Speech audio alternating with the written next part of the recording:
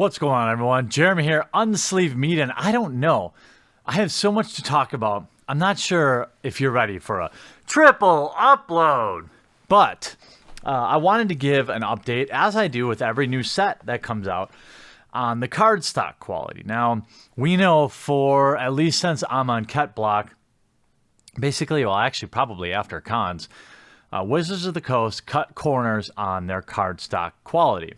Essentially, they must be using thinner paper. I'm not a expert in printing press tech, but I do know over the past few years from working with companies that print in paper that costs have in fact gone up. So it's probably not unfair to assume that they've cut corners to keep booster packs at a fair price, which maybe that's just the way it has to be. I'm sure they're hardly making any money at all selling you paper cards that have almost no cost at all to produce for $4 a booster pack, but that's neither here nor there. Now, I've received several emails and several videos depicting the exact same problem with M19, and that is, in fact, the curling. I've seen several timestamps or time-lapse videos of brand new M19 booster pack fresh cards warping over time. Now, I opened a pre-release kit Friday, so just a few days ago, and I had actually meant to shoot this video on Saturday because it took probably about 20 hours for these are brand new pack fresh. You can see how warped they are already.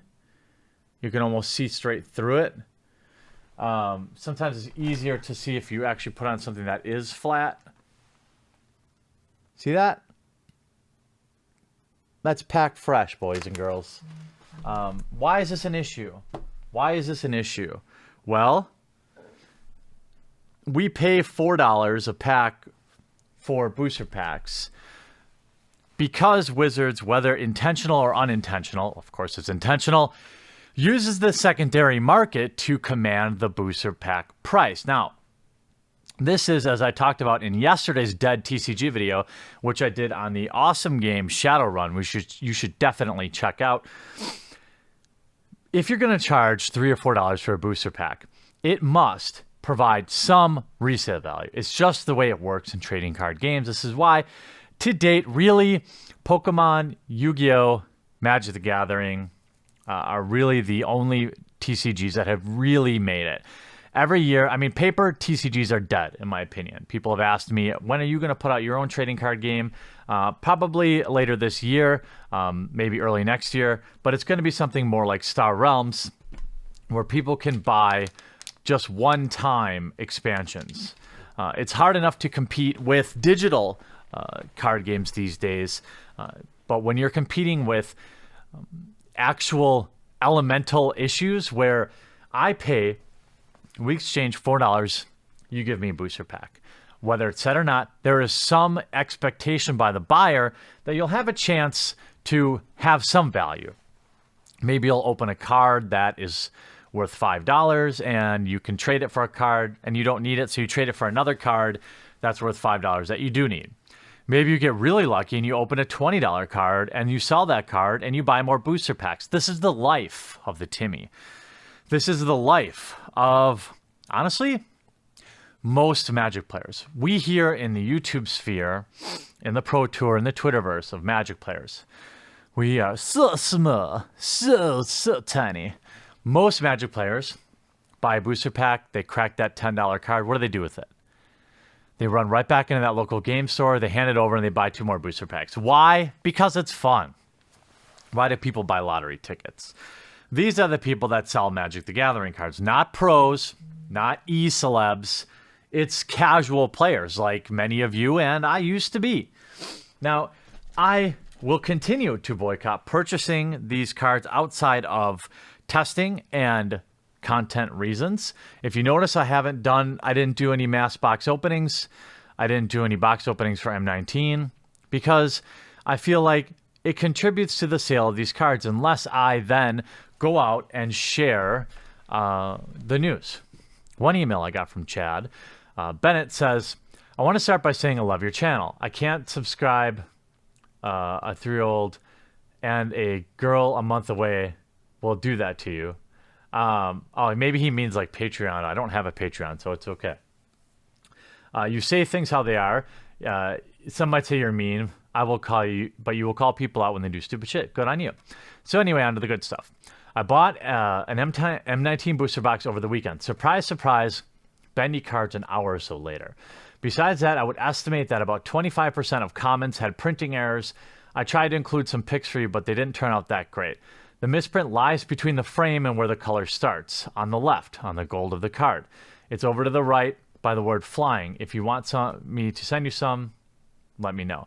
I'm going to bring this up with Watsy, hoping to get a replacement box, but not really expecting anything. This is a point I want to make, by the way. If you open cards that are damaged, you absolutely should use their replacement policy. Everything that I can tell, if you have damaged cards, Wizards of the Coast does do something to replace them. You should use this service, because the fact that we're not using it is why they continue to give us garbage card stock. If they were spending days and days and days every week replacing cards, they might actually be inspired to give us something that they didn't have to replace all the time. You can see, I don't know how this shows up on you, but I can see the ink run there on the word flying, and then see the break in the blue line. It's small, but it's there. Let's see what else he sent. Here's bad cards number 2. This one is kind of hard to tell. I'm not sure exactly what I'm looking at there. Mighty Leap 2, I can see some artifacts there. Interesting. This one's probably the easiest to tell. He did admit to himself that there were misprints. I was kind of thumbing through my cards after getting this email, and most of them seem okay. They definitely seem to go in runs where you'll get, if you have a pack that's on a sheet that has errors and damage, it generally extends through that whole pack, or maybe through the whole box. So he probably hit a bad patch. I'm curious, have you opened any M19? Is it damaged? What would you say is going on with the bendiness? Now, Wizards of the Coast might come back to us and say, oh, we're barely making any money. We're going to have to increase the price of booster packs in order to fix the card stock. To them, while I don't buy that for 1 second, I think all of us would be happy to pay a nickel more if they somehow proved to us that they weren't making any money on booster packs. It feels bad. It feels bad buying cards. If you're like me, you buy them up, you go set them down somewhere, and then you come back later. Now, if you come back and they're all warped, how do you think that's going to make you feel? When you're living paycheck to paycheck or hand to mouth, and you choose to spend what little free money you have, spending cash on Magic the Gathering cards, and they're damaged. Maybe, just maybe, that's contributing to the drop in players. We know Grand Prix are a place for more casual players to play sometimes. To attend, we see attendance going way down. We saw attendance at Core 19 pre-release spotty at best. Many people saying it was way down. Again, cores have their own unique problems with pre-release, but one would think the return of the core set would have inspired more people. What would you like Wizards to say? Clearly they've come out and spoke about the card stock, and they are a little glossier, but we know they were reaching out to us about the bend. They did not fix the bend. Do you think they'll ever acknowledge it? Some say they won't, because they may suffer a class action lawsuit by acknowledging they have damaged products. Have you reached your breaking point with the card stock? What would you like to see them do? Have you bought in Core 19? What does the print quality look like to you? Are they still bending? Send your pictures in to twitter.com/unsleevedmedia. I've got a third video idea for today, but make sure you don't miss this morning's video, this video, or perhaps tonight's video. I hope you enjoyed this video. We'll talk to you again real soon.